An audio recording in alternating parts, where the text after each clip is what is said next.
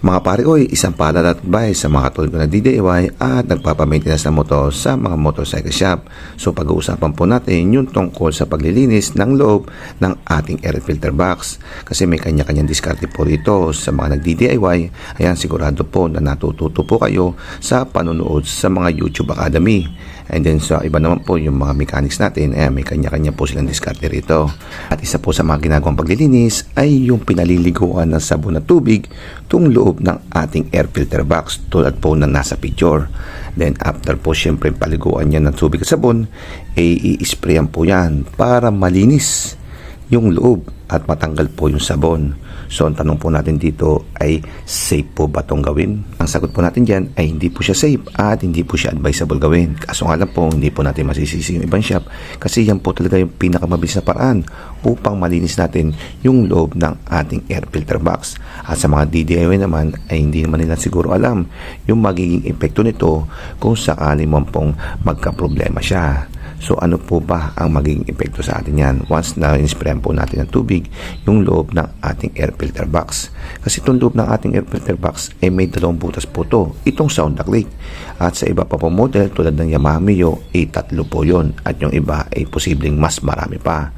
At yung mga butas na yun ay napaka-importante po na hindi po siya mapasukan ng tubig dahil po dumiretso yun sa loob ng makina o kaya naman po sa loob ng ating final transmission gearbox dito sa gearbox dito. So ito sa ating Honda Click, dalawa po yan. Isa po rito sa gilid. Silipin nyo mga pare ko, may butas po rito yan.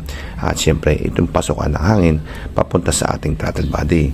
So tingnan nyo ito mga pare ko. At yung butas na yan, yan po yung butas ng ating engine breather na kung saan ay pumapasok at lumalabas yung hangin na manggagaling po sa loob ng ating makina. Kaya bawal po na magkaroon po ng tubig o kaya naman po ay mapunduhan. Kasi once na humigop po ng hangin itong ating makina, ay sigurado yung tubig, dire-diretso po yan hanggang loob. Para din po tayo mga pare ko, once na napasukan po yung ilong natin ng tubig, di po ba ang sakit sa ulo? At kung ito naman po itatakpan nyo habang nagpapaligo at nag-spray po kayo ng tubig dito sa inyong air filter box, ay gano'n po kasigurado na hindi po yan mapapasukan ng tubig. So kayo na po bahala dyan mga parekoy.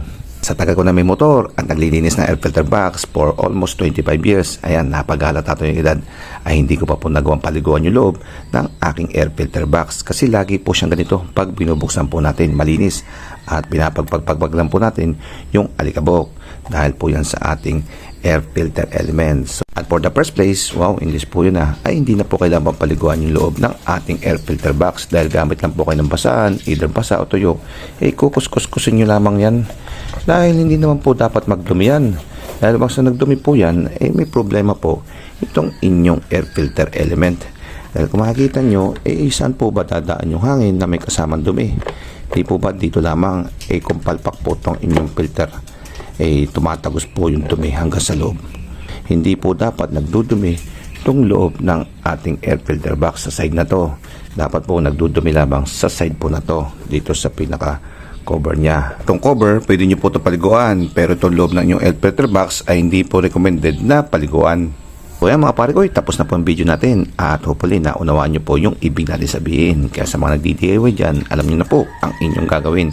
At sa mga nagpapagawa naman po sa labas is maging mapanuri po kayo at mapagmadyag. So ganito lang po yung ating video at maraming salamat po sa panonood. At aasimbulin ko na po itong aking air filter box.